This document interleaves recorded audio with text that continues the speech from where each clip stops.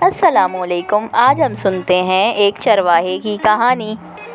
ایک گاؤں میں ایک چرواہا رہتا تھا۔ وہ سب کو بہت تنگ کرتا تھا۔ سارے لوگوں کا سکون برباد کر دیا تھا اس نے۔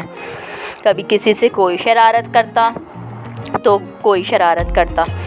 سارے لوگ اس کو دیکھ کر ادھر ادھر بھاگ جاتے۔ پھر بھی یہ باز نہ آیا اپنی شرارت سے۔ اس گاؤں میں ایک شیر بھی رہتا تھا جو بہت خونخوار تھا۔ اگر وہ کسی کو دیکھ لیتا تو اپنی خوراک بنا لیتا۔ یہ بات اس گاؤں کے سارے لوگوں کو پتہ تھی۔ چرواہے کو بھی یہ بات پتہ تھی، تو چرواہے نے سوچا کہ کیوں نہ گاؤں والوں کے ساتھ ایک شرارت کی جائے۔ وہ ایسے ہی بیٹھا سوچ رہا تھا، اتنے میں تیز تیز آوازیں دینے لگا گاؤں والوں کو۔ دیکھو دیکھو کون آیا، شیر آیا شیر آیا، دیکھو دیکھو کون آیا، شیر آیا شیر آیا۔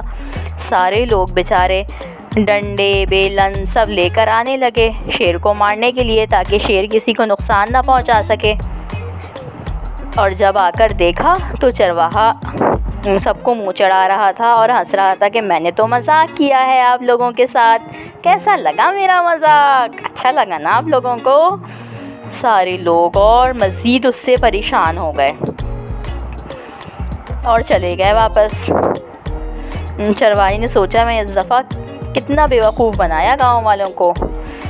ایک دن پھر اس نے بلایا گاؤں والوں کو، دیکھو دیکھو کون آیا، شیر آیا شیر آیا، دیکھو دیکھو کون آیا، شیر آیا شیر آیا۔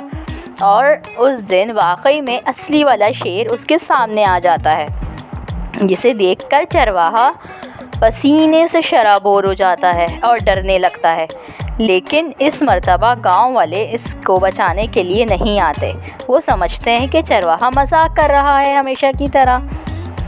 شیر چرواہے کو کھانے کے لیے اس کی طرف لپکتا ہے۔ وہ پھر آواز دیتا ہے گاؤں والوں کو، دیکھو دیکھو کون آیا، شیر آیا شیر آیا۔ پھر بھی کوئی اس کی مدد کے لیے نہیں آتا۔